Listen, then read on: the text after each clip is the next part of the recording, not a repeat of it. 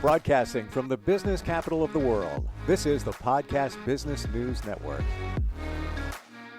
And welcome back, everybody. There are many different modalities to help move your life forward, make you feel better, help you understand certain things, specifically why we act the way we do in different situations. One of them is IFS. We're going to dig back into that today and also define what the self is. Who are we? Essentially, he is a certified IFS therapist, EMDR therapist, PRT therapist, and he's back with us. Scott Moresi is back on the program. How are you today? Doing good, Steve. How are you doing? Very well, very well. Now, we've talked about IFS. How about a recap on that before we move forward? Yeah, sure. So IFS, in contrast to like traditional talk therapy, where you sit down and you talk about the things that are going on, and there tends to be a tendency to kind of blend with the parts of us that are active, like an anxious part because of an angry boss, or a worried part because of maybe an illness or something like that, and so in traditional talk therapy, we sort of blend with those parts, become them, and act them out. And in IFS, we do exactly the opposite. We Hmm. unblend, we identify the parts as angry, mad, sad, glad, and we unblend with the parts into self as much as we can, into a self-led place. And then we attend to those parts. We give them what we came to the therapist for. It's a real interesting concept when we start looking at who we are and that we have all these different parts. And when you sit with it, you start to think about it like, the part of me, when they say a part of me is, thinking Yeah. about this, it's really what it is. There's this Yeah. a certain part Mhm. of you is here, certain part of you is here. Um, Yeah.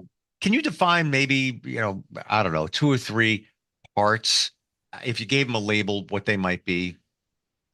Yeah, yeah. There's three different types of parts, right? There's the managers in our lives, like critics, perfectionists, hypervigilant parts. They are proactive and they kind of try to keep things on track.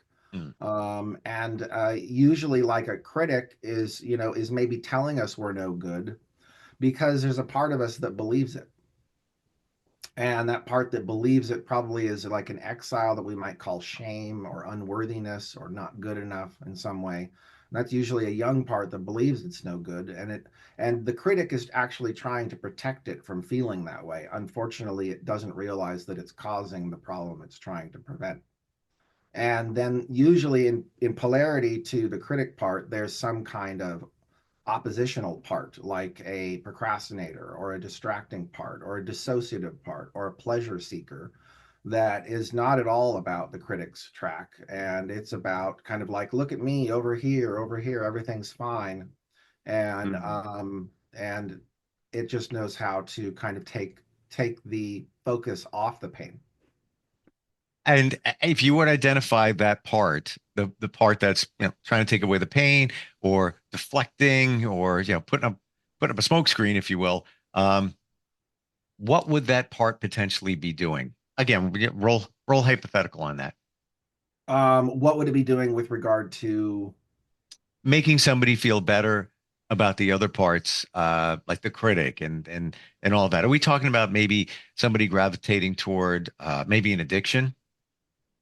Yeah, yeah, right. Yeah. The pleasure seeking part would be like part that overeats or overdrinks or has a shopping problem. Yeah, Gotcha. Okay. right. Huh. hmm How many different parts could there possibly be? Is it endless? Some people say endless. Dr. Dick Schwartz, the founder of this system, I believe he says that it's common that we have like as many as 50 to 60 active parts. There might be sort of dormant parts that don't really wake up until certain circumstances come around. Is that a trigger? Yeah, yeah, exactly. Like some sort of developmental trigger in your life that you weren't prepared for, and all of a sudden it brings up. I oftentimes talk about, thinking of ourselves as standing on a stage with our parts, and then we have a foreground set of parts, a midground, and a background set of parts that typically kind of line up with us. Wow. Is this the same thing as, and we're going to get into the idea of the self in just a moment, but would this also be defined as multiple personalities, or is vastly different than what that it It's traditionally? exactly what it is ultimately. It's just that what used to be called multiple personality disorder today is dissociative identity disorder. That is a very extremified version of what we're all living in. So when you talk about, you hear that term multiple personalities right away, it's like, whoa, you know, who are you today? This is, Right. it's actually normal and okay. It's totally normal and it's absolutely okay. And one thing that I'll say on that, Steve, that I think helps tie this together is the concept of self and what that is and where it came from, and why. One of the reasons why that concept is particularly foreign to Westerners, and one of the thoughts of why that is the idea philosophically, religiously, of original sin, that Westerners are largely reared in some way with that idea of being born in a state of original sin, right? And say in Buddhist, in Eastern philosophies, that doesn't exist anywhere. That idea that we're born in original sin, and so this idea of self was really an idea that largely came from Buddhism. That we have an essential self. Sure, we have all these different parts, and we can be in relationship or out of relationship with them, but that we have this essential. It's sort of like the difference between, in the West, we're really good at theory and analysis. That's one of our real strengths, right? But we're not that strong on experience. And in Buddhism, traditionally, it wasn't a huge emphasis on theory and analysis. It was actually primarily sort of a flip. It was a primary emphasis on experience. And that's where the Buddhists discovered the self, was through thousands of years of experiential insight and meditation. How do you, in a sentence, how would you define the self? The self. It is boy, that's a good challenge. The self is, from an IFS and Buddhist perspective, as I understand it, the self is our essential truth. It is our essential nature. It is our essential capacity for clarity, for compassion, for joy, for presence. And we all have it. And when we are theorizing and analyzing, it's not so obvious that we have a self. But when we are in experience with our parts, it becomes much more clear. How does I don't know if there's a hierarchy here, but you have the parts, you have self. Is self sitting on top of the parts? I think you could think of it that way. I oftentimes think of the self as sitting in the middle and the parts kind of around, and sometimes they're stuck on the self, or they're wedged in there. They're hyper blended, which is oftentimes what people bring those parts to therapy. Why they're coming to therapy is to deal with those parts that are so blended, that don't have any awareness of self. Would you say that self is the core for all of us? Yes. Yeah, I think so.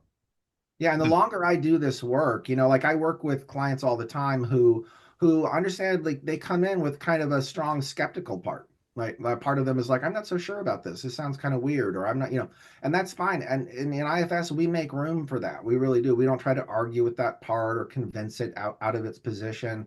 We say, hey, that's okay. It makes sense that you'd be skeptical. This is a very foreign idea in a lot of ways to the West. And Hmm. so, from a theory and an analytical perspective, the self doesn't make a lot of sense. And so, because theory and analysis are oftentimes being guided by parts, whereas self is just self. So it's my understanding. with most modalities, if you're not fully on board to accept it, uh, heal, make change, it's usually not going to work. So if somebody's very skeptical, is that can that be challenging there? Sure. Yeah. It's really cool though, because people will oftentimes say, I'm not so sure about this. I'm really feeling skeptical. And in that same moment, Steve, I'll say, I think it's really great that you're aware of that part of you that's skeptical. And Hmm. I want you to try and let that part know that even though it's skeptical and it's not sure about any of this, it's welcome here. That's a great way to look at it. Yeah, because you're tying it into the part, and that's, I mean, perfectly normal for somebody to be skeptical, but now you're giving it a destination. Oh, one of your parts is skeptical. Okay, Yeah. this one over here isn't, or this one is not even aware. We haven't even gotten Right. to that. Yeah, or this part really likes this, but the skeptical part is kind of, sort of sowing seeds of doubt. So when you work with somebody using the IFS model, Yeah. um, how does the part of self come into play there? How does self come into play? Yeah. Um, so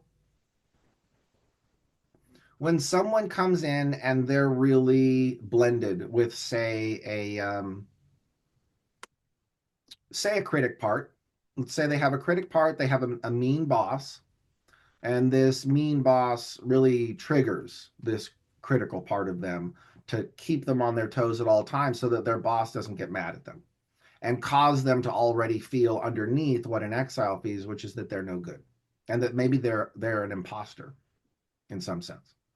So traditional talk therapy, we talk as the imposter, as the critic, as the part that doesn't feel like it's got any worth. And it's not that there wouldn't be any value in that. But the problem is that what would be missing is an experiential process of realizing that you're not those parts. And that in fact, you're not only not those parts, but you're exactly what those parts are looking for, but they don't know We're getting very deep. it. So that last thing you just said, I want to try and process that one. Um, say that again. Yeah, you as the essential self are exactly, as a resource, as a viable and available resource, you are exactly what the parts are looking for, but they don't know it. And that's part of why the person's in distress, is because they don't have parts that wired developmentally in a way that came to witness and understand the self as being kind of the core of who they are. I'm gathering here, and I want you to correct me or refine what I'm saying, Scott. But it seems that without the experience, the parts are kind of lost. It Yeah. does. It's their role is not really cemented. It's almost like Yeah. hypothetical unless you've experienced something. Yeah. Like for example, let's say one of your parts is telling you that you're not good enough. Yeah. Unless there's evidence and the experience there, it's not going to stick. Same on the reverse side, same exact thing. If you've got a part saying you're a good person, you really are, the part needs proof. It's just not, that's just even if you say to yourself, I'm a good person. All right, I think you're halfway there. How many people do that? How many people look in the mirror and say, you're good? It's rare, Right. but it Right. sounds like the parts need evidence. They do. Yeah, they need experiential evidence, Yeah, right? yeah. And when they're looking, usually at first especially, they're looking for that from the therapist.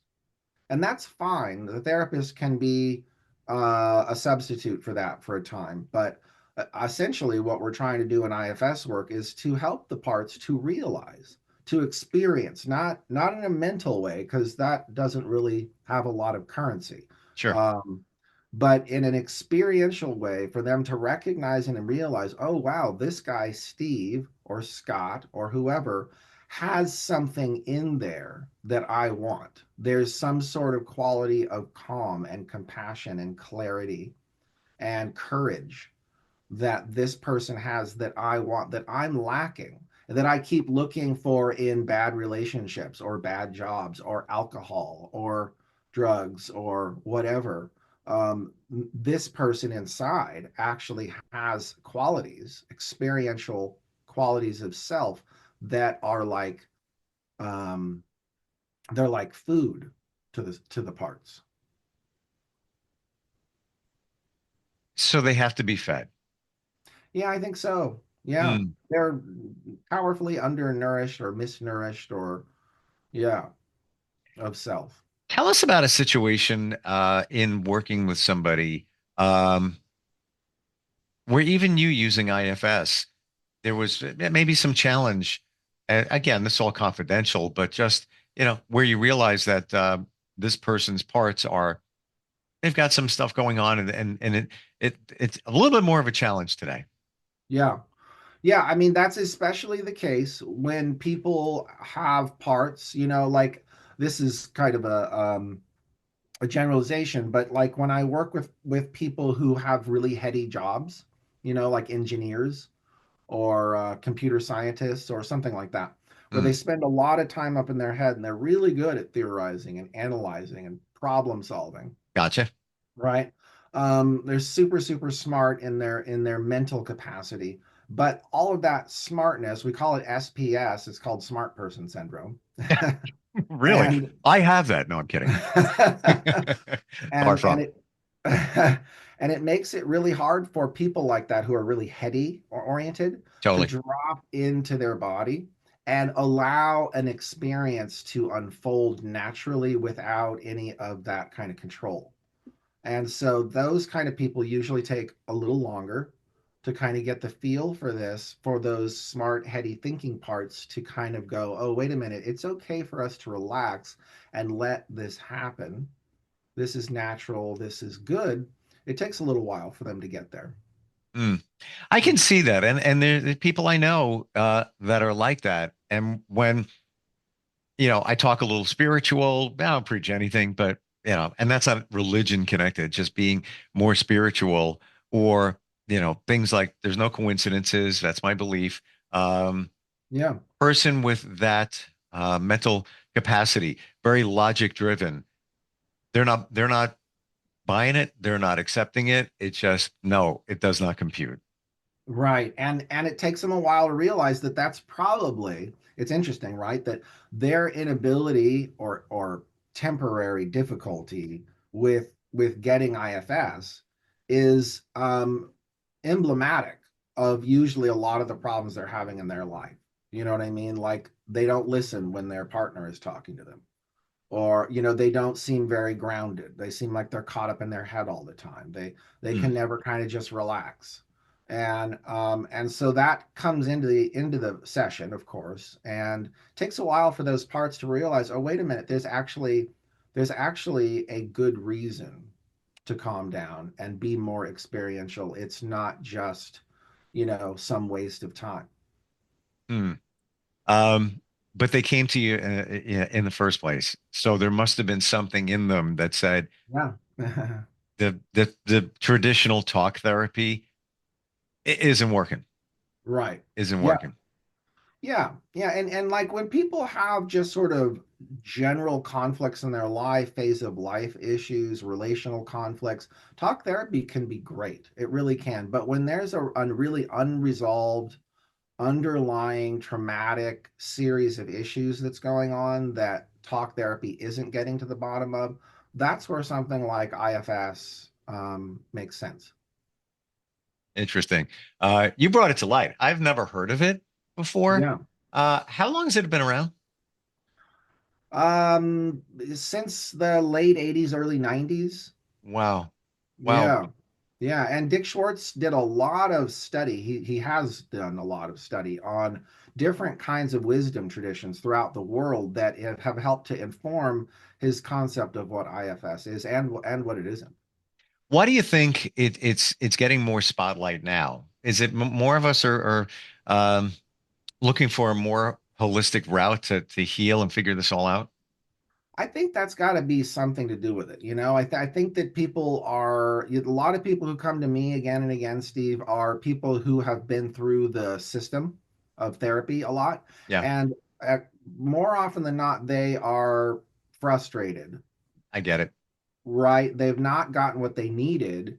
And IFS, I think, fills a certain void that has been unfilled for a long time in this industry. And if you think about it, I've been thinking about this lately that like if you go all the way back to Sigmund Freud, and his whole idea was, well, he had a lot of ideas, but one of his ideas that's most well known was this sort of parts system, three parts: id, ego, superego. There's three aspects of our humanity. One was like the impulsive drives, the other was the ego itself, which he sort of saw as the self, and then the superego, which is this moral ego, that in many ways is informed by the idea of original sin, that we are born bad and we need this overarching superego to keep us in check.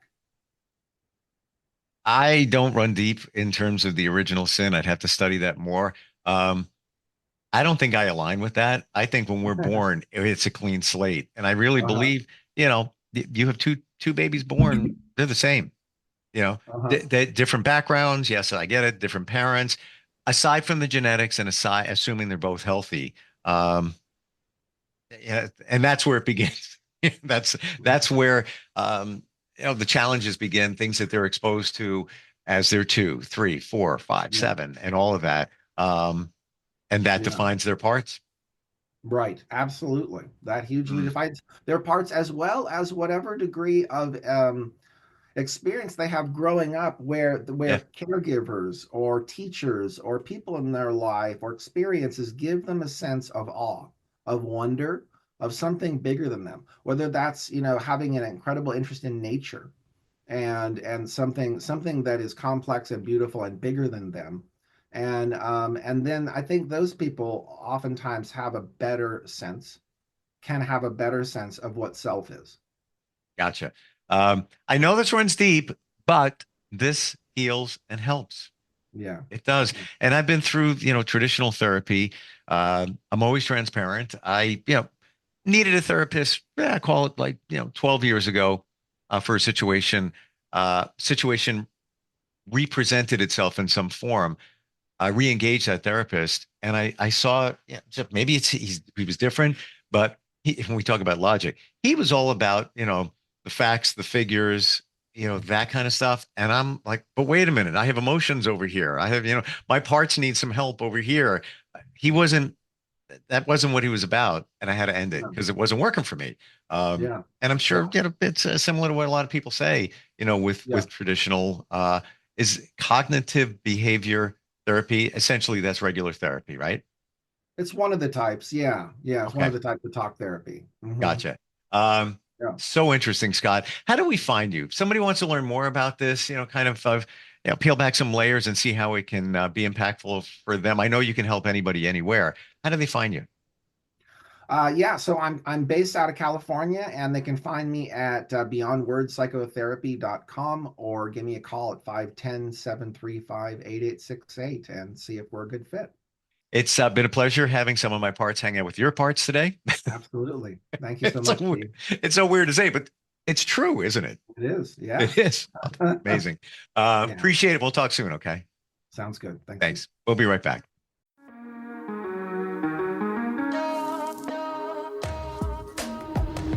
Broadcasting from the business capital of the world, this is the Podcast Business News Network.